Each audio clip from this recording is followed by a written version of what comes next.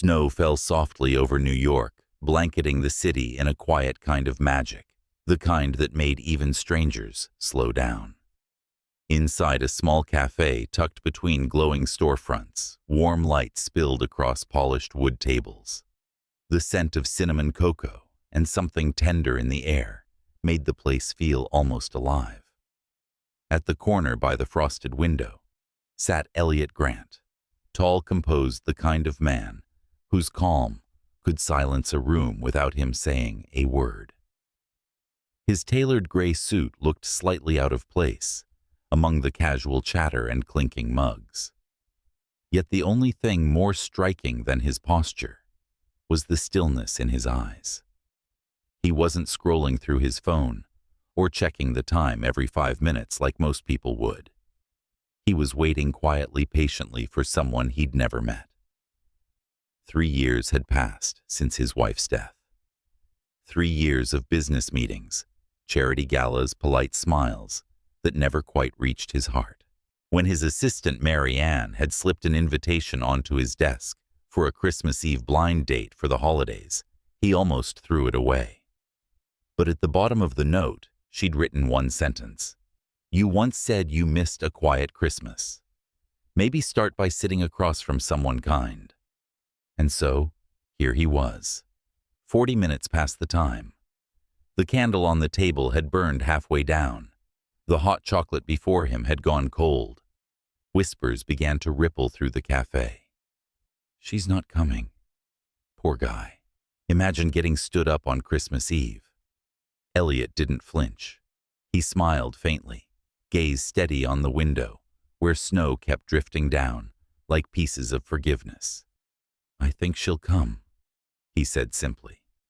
The hostess blinked, caught off guard by the certainty in his tone, not prideful, not naive, just gentle faith. Then, with a rush of cold air, the cafe door burst open. Every conversation paused. The wind followed her, in a woman wrapped in a thin, worn coat, her hair damp with melting snow. In her arms was a small boy, fast asleep, his face pressed against her shoulder. She stood there, breathless, cheeks flushed pink from the cold eyes, wide, as if she wasn't sure she belonged. Her coat clung to her from the storm, and her shoes were soaked. Still, she looked around the room with quiet determination, the kind of strength that comes from doing everything alone for too long. The hostess frowned slightly. "I'm sorry, ma'am. This event." But Elliot had already stood. He crossed the room in calm, deliberate steps. His voice, when it came, was low and kind. "Miss, are you here for the blind date?" She hesitated, clutching the child closer. I am. I'm sorry I'm late," she said softly, eyes glistening with embarrassment. "My son had a fever. I couldn't leave him alone. I almost didn't come." Elliot's expression didn't change. No judgment, no irritation, just a steady warmth that seemed to melt the cold around her. "You came," he said. "That's what matters." He gently gestured to the chair across from his. "Please sit. You both look like you could use some warmth." A quiet gasp spread among the onlookers. The wealthy man who had waited alone for nearly an hour, the one everyone whispered about, had just offered his seat to a tired mother and her sleeping child. The woman bit her lip, torn between gratitude and pride. "I don't want to make this awkward. This was supposed to be a date, not—" "It's still Christmas," he interrupted softly, "and I believe no one should spend it standing in the cold." Her name was Lena Brooks. She was 27, a single mom, working double shifts to pay for her little boy's medication. Tonight she hadn't even had time to fix her hair or put on lipstick. But as she sat down, Elliot removed his coat and draped it gently over the back of her chair. He signaled to the waiter. "Warm water for her, and hot chocolate, extra marshmallows," he said, glancing at the boy with a soft smile. Noah, the boy, stirred slightly, clutching at his mother's sleeve before falling back asleep. Lena exhaled the tension in her shoulders, slowly easing. "I really didn't mean to ruin your night," she murmured. "You didn't," Elliot replied. "You made it real." For a long moment, neither spoke. The candle flickered between them, its small flame dancing like a heartbeat refusing to give up. Then Lena said, almost to herself, "I didn't think anyone would wait this long." Elliot met her eyes. "Sometimes," he said quietly, "the best things in life are the ones worth waiting for." Outside, the snow kept falling soft, endless, forgiving. Inside, something fragile began to thaw. They didn't know it yet, but this wasn't just a dinner. It was the night two broken hearts, both scarred by Christmases past, began to remember how to feel again. The billionaire's blind date wasn't a glamorous woman from high society. It was a struggling single mother who showed up late, exhausted, with her sick child in her arms. And instead of walking away, he waited. Sometimes love doesn't arrive wrapped in perfection. It shows up late, messy, and unexpected. But when someone chooses to wait, that's where healing begins. If this moment touched your heart, share it with someone who still believes that kindness can change a life, even on the coldest night of the year. The cafe had grown quieter now, the hum of conversation fading into soft jazz, and the whisper of snow brushing against the windows. The candle between them burned lower, its glow casting small circles of gold across their table. Lena Brooks wrapped her fingers around the warm mug, trying to steady her hands. She still couldn't quite believe she was sitting there across from a man who looked like he belonged to another world entirely. His posture was calm, his voice unhurried, his presence disarming. "I almost didn't come," she admitted, staring into the swirl of cocoa. "My son's fever wouldn't break, and my friend said maybe there's still such a thing as Christmas miracles." Elliot's lips curved slightly, not in amusement, but in understanding. "Do you believe in miracles?" "I used to," she said softly. "When I was a little girl, my mom would stay up with me every Christmas Eve. We didn't have much, but she'd light one candle and say, 'As long as it burns, someone somewhere is thinking of you.'" Her eyes glistened. "She passed away on Christmas Eve, 3 years ago. I couldn't light the candle the year after that. It just hurt too much." Elliot didn't interrupt. He simply listened, elbows resting lightly on the table. Gaze steady. There was no pity in his expression, only the quiet presence of someone who knew what loss felt like. She hesitated before continuing. "I thought tonight would just distract me. But then my babysitter canceled, Noah started coughing, and I almost stayed home." She gave a small, nervous laugh. "I didn't even have time to do my hair. I'm sure this isn't what you expected." Elliot smiled faintly. "Neither of us came here expecting what we found." She looked up, then really looked at him. His face was handsome, in the kind of way that carried sadness behind it, like a painting where the colors never quite dry. He said quietly, "I lost someone too. My wife, 4 years ago, on Christmas morning." Lena froze. For a moment, the world between them went utterly still. The soft crackle of the candle wick sounded impossibly loud. "I'm sorry," she whispered. He shook his head. "You couldn't have known. She was sick for a long time. I thought I was ready for it, the end, I mean. But you never really are. The first year after she was gone, I tried to bury myself in work. Second year, I traveled, so I wouldn't have to see the decorations. Third year, I stopped celebrating altogether." His eyes flickered to the window, where the snow kept falling endlessly. "Tonight was the first time I walked into a room like this since she passed. I didn't think I'd last 10 minutes. But then, you showed up." Lena's throat tightened. "And you still waited. For 40 minutes. He met her gaze. Because you were worth waiting for. For a second she couldn't breathe. The words weren't grand or romantic, they were simple, unpolished, and sincere in a way that reached deeper than charm ever could. She looked down, blinking fast. I've spent so long apologizing for being late, to everything she said quietly. To work, to school meetings, to life. But tonight, you make it sound like being late wasn't the worst thing. It isn't, Elliot said. Sometimes being late means you didn't give up. Noah stirred in her arms, whimpering softly. Without a word, Elliot slid his coat closer to them, the heavy wool still carrying the faint scent of cedar and winter air. Here, he said gently. It's warmer than the blanket. She hesitated. You don't have to. I know. He smiled. That's why I want to. The silence that followed wasn't awkward.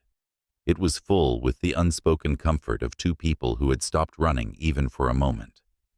Lena brushed a hand through her son's curls. He's all I have left. Some nights I feel like I'm holding the whole world together with one hand. Elliot studied the way she tucked the blanket around Noah, the care in every motion. You're stronger than you think, he said quietly. Most people would have stayed home. You showed up, that takes courage. She laughed softly, shaking her head. You talk like you've never been afraid. I've been afraid every day since I lost her, he said. But tonight I remembered what she told me once. Love doesn't vanish. It just changes its shape. Maybe. Tonight it looks like hot chocolate and tired smiles. Lena smiled, a small trembling thing that made her look both older and younger at once. I used to think love was supposed to be grand, like in the movies. Now I think it's just this someone sharing a table, listening, not judging. Elliot nodded slowly. Maybe that's all it ever was. Outside, the snow thickened, layering the city in white silence. Inside, warmth lingered, fragile but real. Lena looked at him over the candlelight and said softly, I hate Christmas. It took everything from me. Elliot's voice dropped to a whisper. I used to hate it too. But tonight, it feels like maybe it's giving something back. Their eyes met, two souls bruised by the same season, finally finding a moment that didn't hurt. The flame wavered, stretching tall before settling again, steady and golden. And in that quiet, something changed, not loudly, not dramatically, but the way snow melts into water slowly, gently, completely.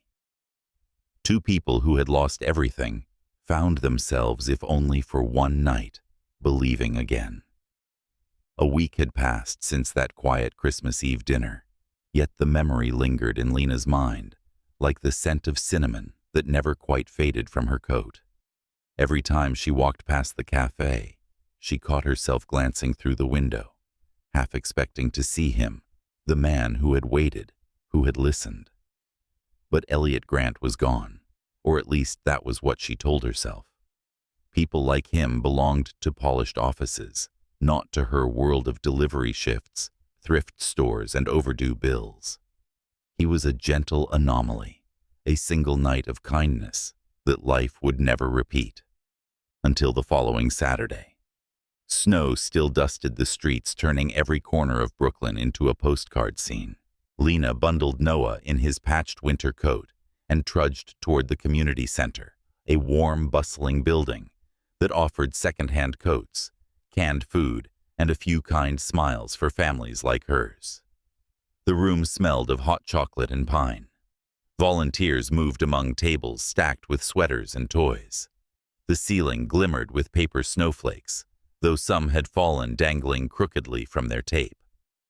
Lena bent to help Noah with his mittens when a familiar sound reached her, a low laugh, deep and genuine. She looked up and froze.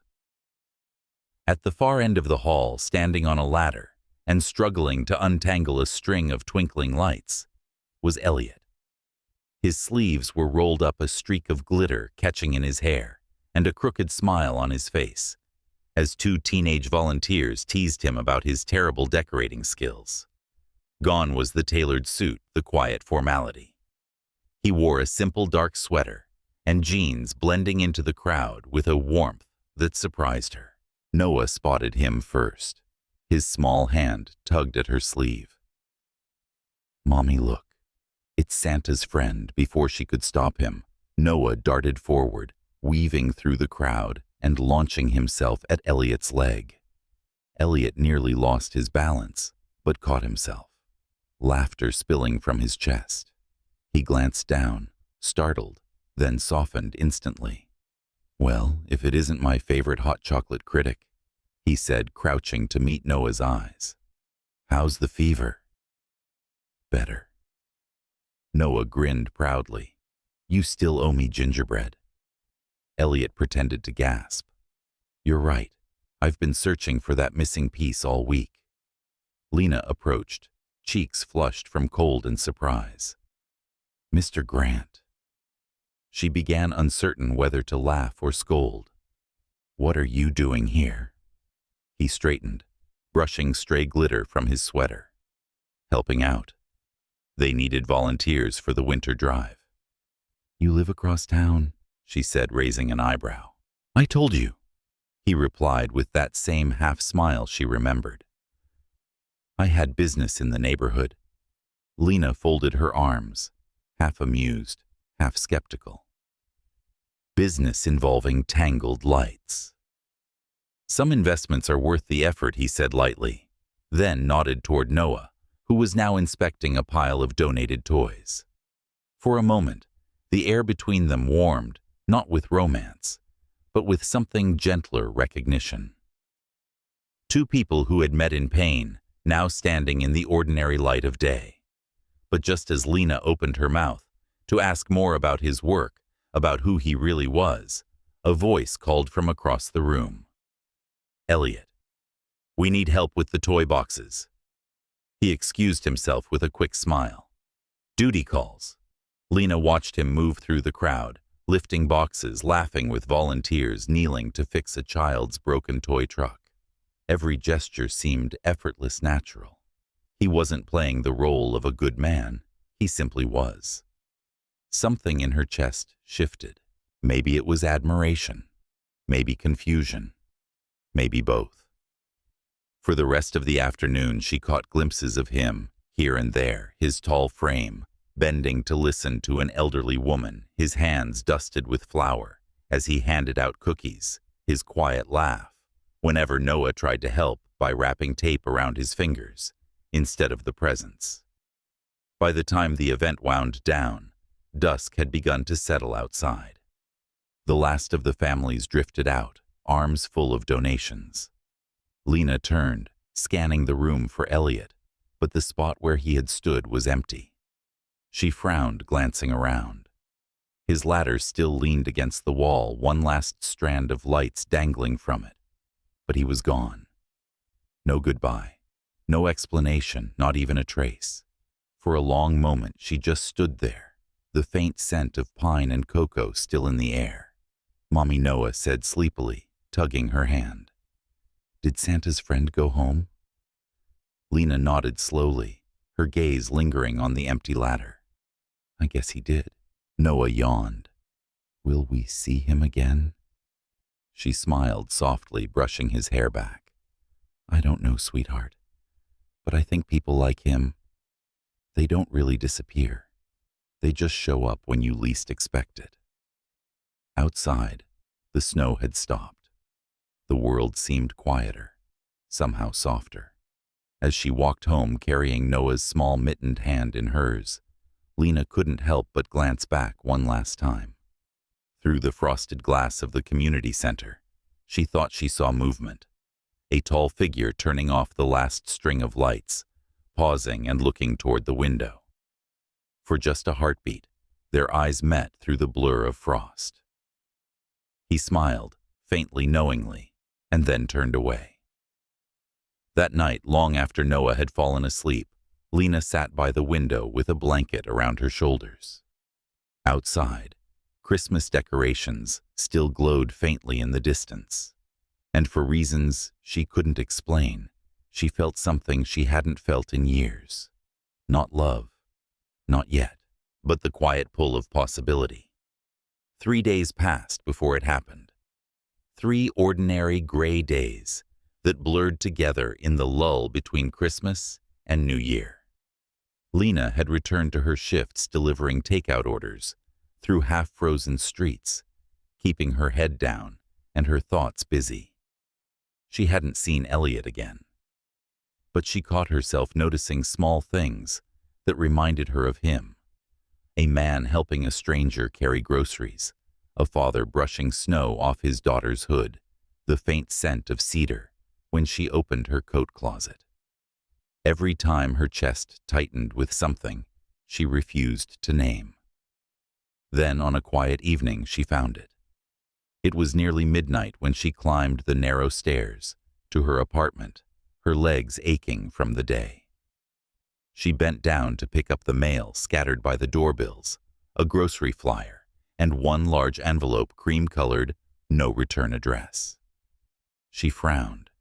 It wasn't sealed, just folded neatly. When she slid it open, something inside slipped to the floor, a piece of paper crisp and official-looking. A hospital statement. Her breath caught. It was her mother's outstanding medical bill, the one she'd been slowly paying off for over a year, $20 at a time. The one that had haunted her every month, a shadow over every paycheck. And across the bottom of the page, stamped in bold black letters, were the words, "Paid in full." For a long moment she couldn't move. The room felt too still, the air too thin. Inside the envelope she found a small card. There was no name, no address, only one simple line in delicate handwriting.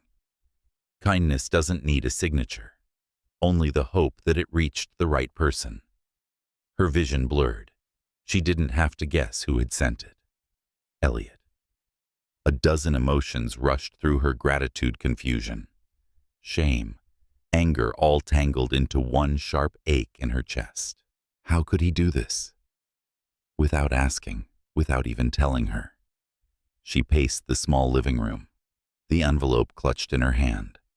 Part of her wanted to tear it up. Another part wanted to fall to her knees and cry. At last, she reached for her phone. Her fingers hovered over his number, the one he had scribbled on a napkin the night they met. She hesitated only a second before pressing call. He answered on the second ring. His voice, low and steady, came through the line. "Lena, you paid it, didn't you?" Her voice trembled with restrained emotion. Silence, then softly. "Yes. Why?" Another pause. She could almost hear him exhale. "Because I could." That's not an answer. She snapped, tears threatening to spill. "I didn't ask you to. You think I can't manage my own life?" "No," he said quietly. "I think you've managed it for far too long on your own." His tone wasn't defensive, just calm, like he'd been expecting this call. "I don't need saving," she whispered. "I know. You've been saving yourself every day, since the world stopped being kind to you." Her throat tightened. "Then why do it?" "Because sometimes the strongest people forget what it feels like to have someone stand behind them," he said softly. "Not to rescue, just to hold the weight for a little while." The words struck her like light through glass, clean, bright, cutting through every guarded part of her. She pressed the phone to her ear, unable to speak. Elliot continued, his voice gentle but firm. "You once told me you hated asking for help. Maybe this isn't help. Maybe it's simply my way of saying you're not invisible." Her lips trembled. For years, she'd fought so hard to prove she could do everything alone. Work, motherhood, grief, as if independence was armor. And yet, at that moment, standing barefoot in her small, cluttered apartment, she realized how heavy that armor had become. When she finally spoke, Her voice cracked. "No one's ever said that to me before."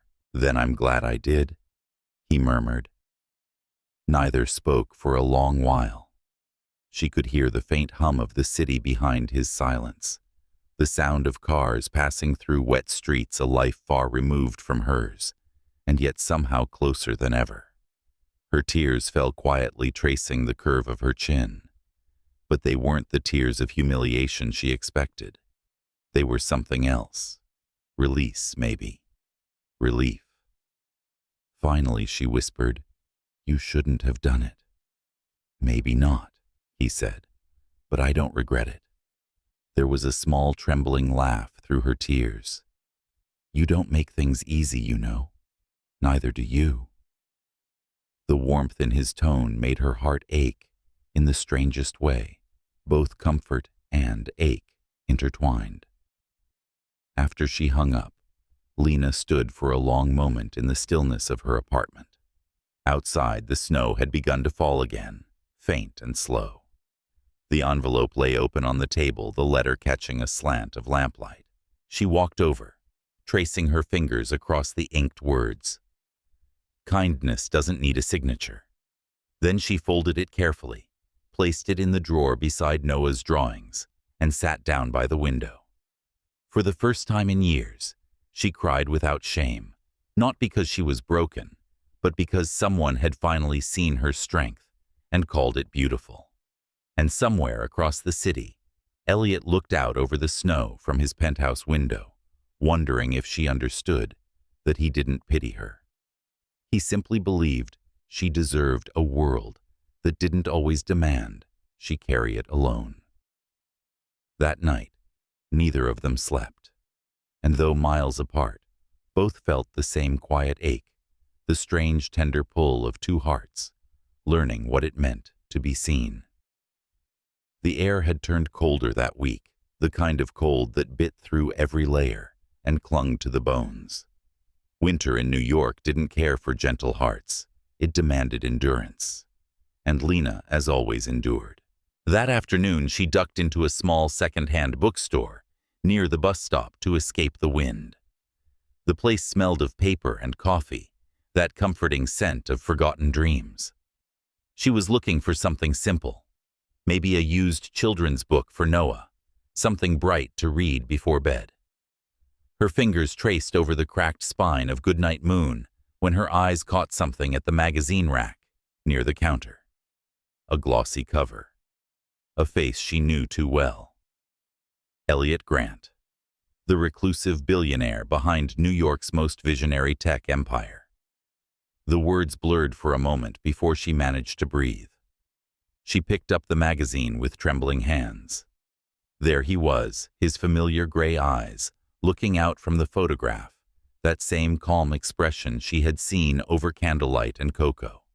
Only now it came with words like philanthropy, innovation empire. Lena's pulse quickened. Page after page showed him at charity galas, board meetings, ribbon cuttings. Each caption made her chest tighten. More Elliot Grant, CEO of the Grant Foundation and one of New York's wealthiest men. He had never told her. Not once. Not when they shared stories about grief. Not when he handed her his coat or brought her son hot chocolate. Not even when he said he admired her strength. And suddenly, everything made sense.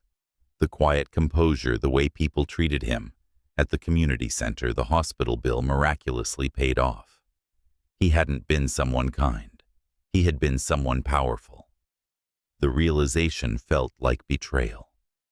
Lena pressed the magazine to her chest, trying to steady the storm inside her. It wasn't the money that hurt. It was the silence. He had walked into her world, cloaked in humility, making her believe they were equals, when in truth, his life was one she could never reach. The chime of the door startled her back. The cold air rushed in as a customer entered. She paid for the children's book quickly and stepped outside, her heart heavier than it had been in years. By the time evening came, her curiosity, or perhaps her need for closure, led her to a grand hotel downtown. The Hyatt. Golden lights spilled from its windows, and cars lined up outside black sedans gleaming under the falling snow. Inside the ballroom shimmered with chandeliers and silver gowns. A charity summit the poster near the entrance read, and there, listed among the evening's speakers, Elliot Grant. She didn't know why she entered. Maybe she wanted to see if the man she knew even existed. Maybe she needed proof that the warmth she'd felt wasn't just her imagination.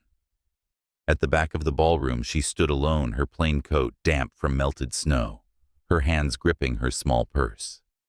She didn't belong here. She knew that, from the way waiters brushed past her, without a glance, and guests' perfumes filled the air like invisible barriers. And then he appeared on stage. Elliot. He wore a black suit, simple but impeccable. Yet his presence was not the cold authority of wealth. It was quieter, almost fragile. He adjusted the microphone, looked out over the crowd, and began to speak. 3 years ago, he said, his voice steady but low, I stopped believing in holidays. Christmas especially. It was the day I lost my wife. The room fell into reverent silence. For a long time I thought grief had to be hidden, that success could cover sorrow.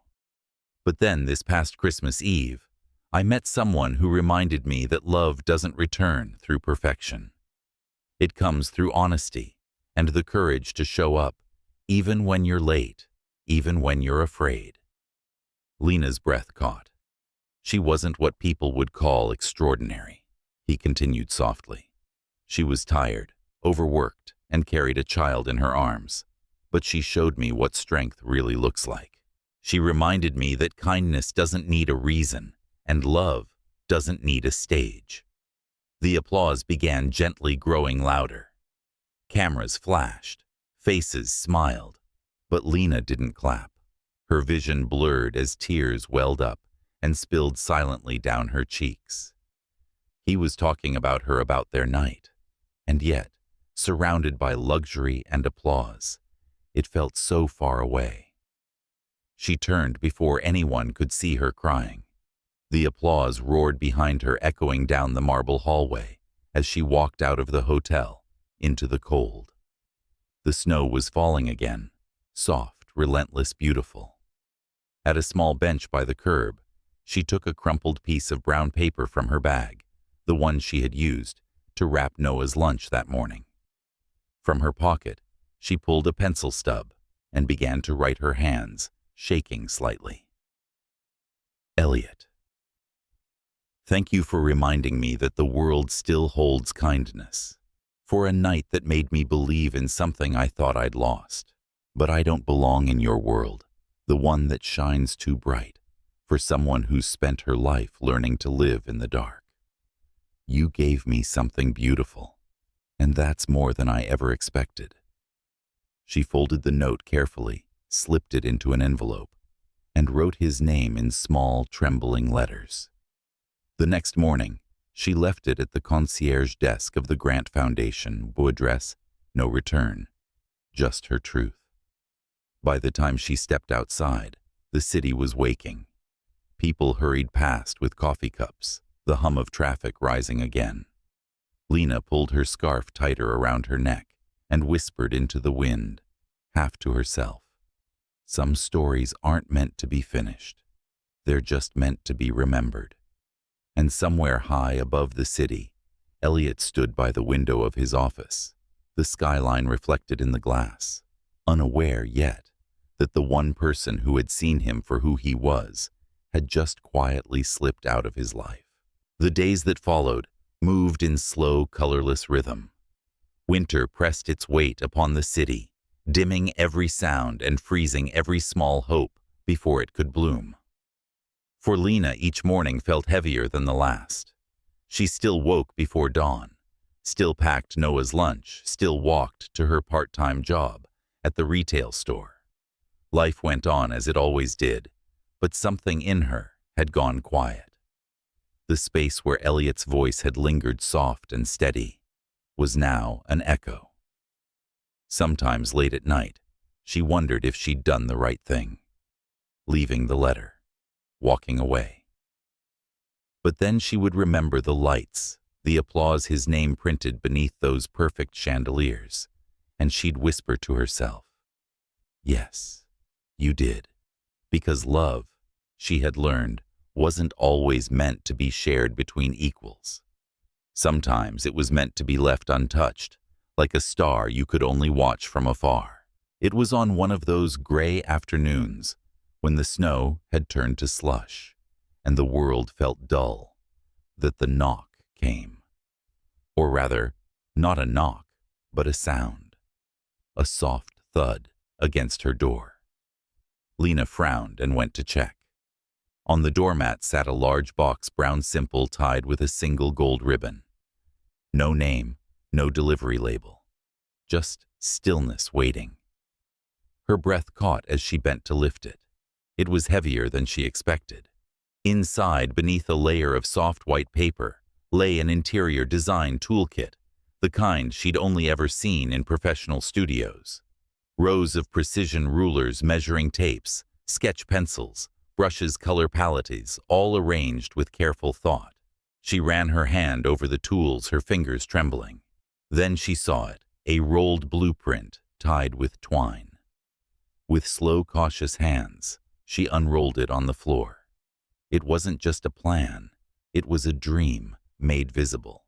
At the top, written in graceful cursive, were the words, "Lena's Start.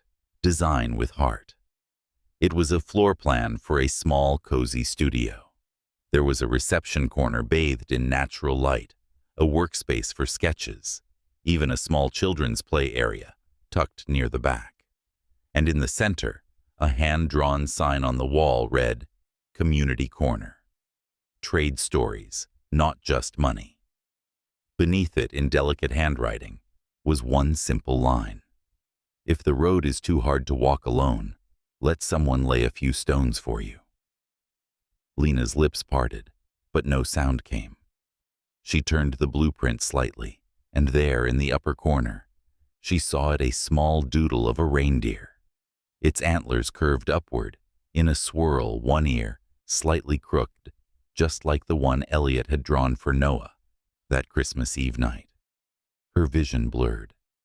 She sank to her knees, pressing a trembling hand over her mouth. Noah's voice broke the silence. "Mama." She turned. Her son stood barefoot by the doorway, his hair tousled, rubbing his eyes. When he spotted the blueprint, his face lit up. "Mama, look. That's the reindeer the nice man drew." He pointed at it eagerly, his small finger tapping the inked corner. Lena's breath hitched. She couldn't speak. Noah climbed into her lap and studied the blueprint, as though it were a treasure map. "Is it from him?" he whispered. She nodded slowly. "I think it is." The boy grinned. "Then he didn't forget us." Something in her broke, then quietly, tenderly. Tears spilled down her cheeks, falling onto the paper, blurring the ink slightly, but somehow making it more real. She pulled Noah close, pressing her face into his hair, breathing in the warmth of him. "No, sweetheart," she said softly. He didn't forget. They sat there for a long time, mother and child, wrapped in the glow of something that couldn't be named. Lena lifted the blueprint again, her fingers tracing the lines of the dream he'd drawn for her. It wasn't grand or showy. It was personal, intimate, built around her world, not his. He hadn't tried to change her life. He'd tried to honor it. For the first time in weeks, she smiled. Not the polite smile she used for customers or neighbors, but something smaller, truer. Outside, snow began to fall again, silent and patient, as if the city itself were exhaling. She folded the blueprint carefully, set it on the table beside the unopened box of tools, and whispered into the quiet room. "He remembered what I wanted to be." That night, after Noah had fallen asleep, Lena sat at the kitchen table under the dim light and opened her old sketchbook. The pages were smudged, the corners bent, but her pencils still worked.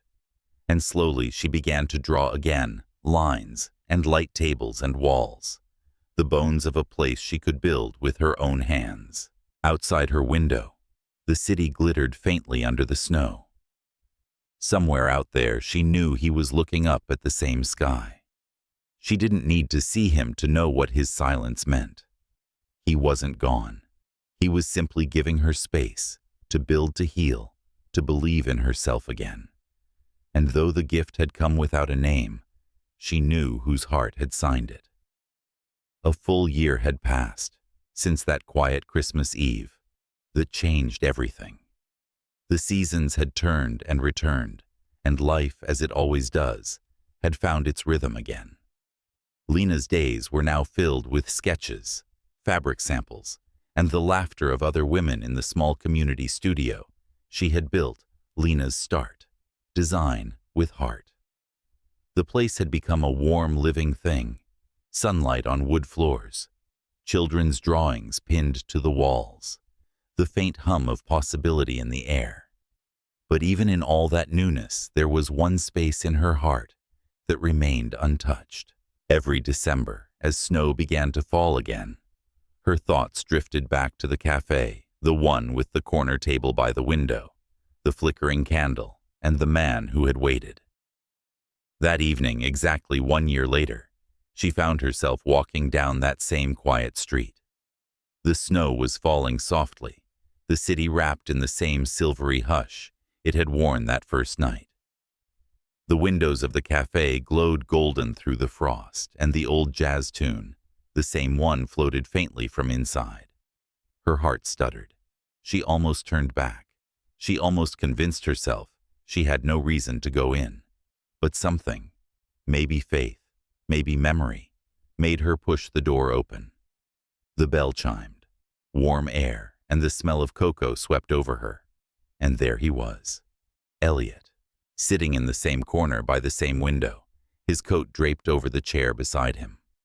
The candle flickered low, just as it had before, and in that moment, it felt as if time itself had folded. He looked up slowly. His eyes widened just slightly, but his expression stayed calm, steady, as though he'd been expecting her all along. "Lena," he said softly. She froze, words caught in her throat.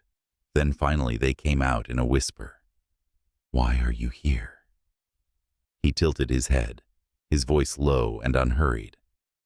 "Because this is where I last saw you." She blinked, tears threatening. "After everything, after the letter, you're still waiting."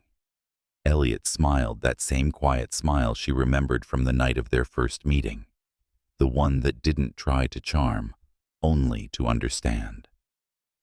"Last time you came late," he said gently, "but you came, and I realized I didn't want to meet anyone else after that night." Her chest tightened.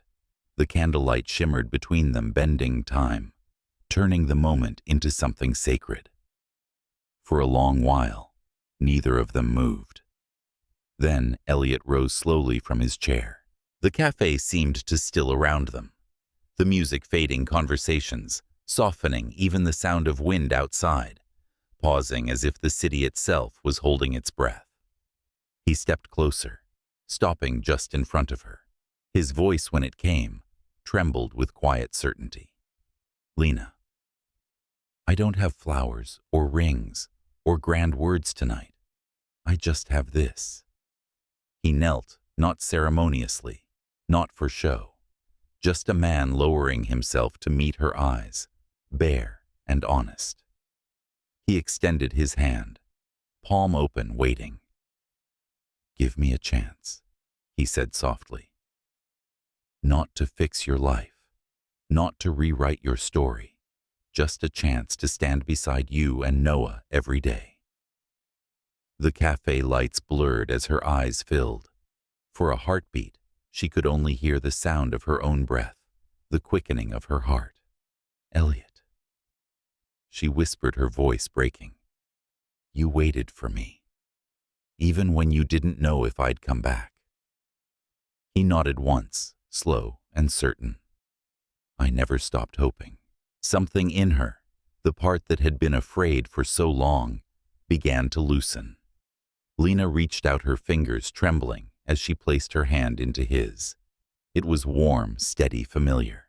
A soft laugh escaped her somewhere between tears and disbelief. "You're impossible," she said, shaking her head. Maybe he replied with a quiet smile. "But I'm still here." She knelt down beside him, their hands still entwined. For the first time in years, she didn't feel small next to him. She felt equal. The candle between them flickered higher, catching the shine of her tears, as she whispered, "Then I'll try. I'll try to believe again." He rose slowly, pulling her up with him. The world outside the window had softened into a blur of light and snow. Somewhere near the counter, a barista pretended not to watch, smiling faintly.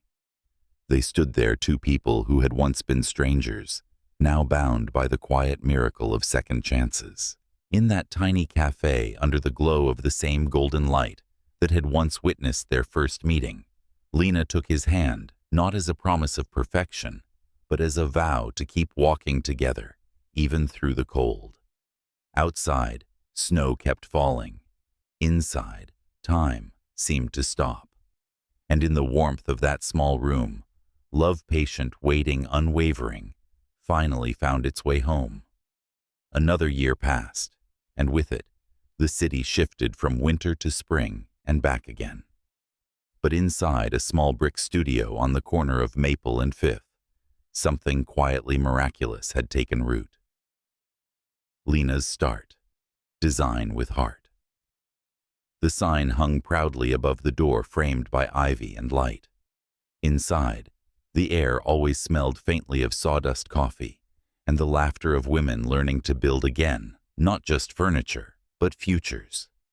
What had begun as a dream scribbled on a blueprint was now a real place filled with real people. Single mothers came with cautious eyes and tired hands, and left with calloused palms and lifted spirits. They learned to measure, to sand, to paint. To take something broken and make it beautiful again. And in the corner, there was always Elliot. He no longer wore suits. His ties had been replaced by rolled sleeves and a well-loved apron. Sometimes, when the afternoon sun slanted through the windows, you could find him teaching two kids how to hammer without pinching their fingers, or brewing cocoa for the volunteers. He had once been the man who built empires out of glass and steel. Now he built shelves, mended toys, and found joy in watching life bloom quietly around him. To most, he was simply Mr. E, the man who fixed the squeaky door hinges and never let anyone leave without a smile. But to one small boy, he was something more. That afternoon, the workshop hummed with the soft clatter of brushes and chatter. Lena was sketching at her table when she heard Noah's voice behind her. "Mom." She turned. Noah stood beside Elliot, who was crouched over a wooden toy car they had been painting. His little hands were streaked with blue paint. "Yes, sweetheart?" she asked. Noah hesitated, glancing from her to Elliot, his small brows furrowed in thought. Finally, he looked up at the man beside him and said, almost in a whisper, "Mr. Elliot, can you be my dad?" The room stilled. Elliot froze mid-breath, his hand resting gently on the toy car. His voice, when it came, was soft, uncertain, and full of emotion. "Only if you want me to be." Noah blinked once, then twice, and in the next heartbeat threw his tiny arms around Elliot's neck. The sound that escaped Elliot was half laugh, half sob. He hugged the boy close, his eyes closing, as if trying to memorize the feeling, the small heartbeat against his chest, the warmth of something pure and undeserved. Lena stood a few feet away, her hand over her mouth, tears welling in her eyes. That evening, the workshop turned into a wedding hall. There were no grand decorations, no chandeliers, no orchestra. Just strings of soft yellow lights, hand-carved chairs, and the scent of fresh pine. The women from her classes had made the garlands. The children had drawn hearts on brown paper and taped them to the walls. Lena wore an ivory dress, simple, graceful, touched by her own stitching. Her hair was curled loosely pinned with a sprig of baby's breath. Noah walked beside her down the short aisle, his mismatched socks peeking from under his little suit. Elliot waited beneath the glowing lights, his hands trembling slightly, his smile unguarded. When she reached him, he whispered, "I once lost Christmas." She smiled through tears, and now he took her hand, eyes glistening. "Now I have it forever." The room filled with the sound of soft applause, laughter, and the gentle music of a violin one of the women played from the corner. Afterward, they danced barefoot on the wooden floor, Noah spinning between them, his giggles brighter than any light. Snow began to fall outside again, soft, slow flakes that glowed in the lamplight, just like that first night a year ago. As the evening faded into silence, Lena leaned into Elliot's shoulder. "You waited for me," she said softly. Elliot's voice was a whisper against her hair. "You came back." And in that moment, surrounded by the warmth of love, laughter, and the faint hum of life being rebuilt, they both understood the miracle had never been in the waiting itself. It had been in believing that someone would. Narrator's closing voice. Love doesn't arrive on time. It arrives when it's ready, in the quiet spaces, in second chances, in the hearts brave enough to hope again. Because sometimes all it takes is one person who chooses to wait. And when they do, they don't just find love. They create a home called new beginnings. True love doesn't need grandeur, only two souls brave enough to show up, even if they're late, to trust again after pain, and to wait, even when they're unsure. If this story warmed your heart, share it with someone who still believes that love can bloom again, even in the middle of winter.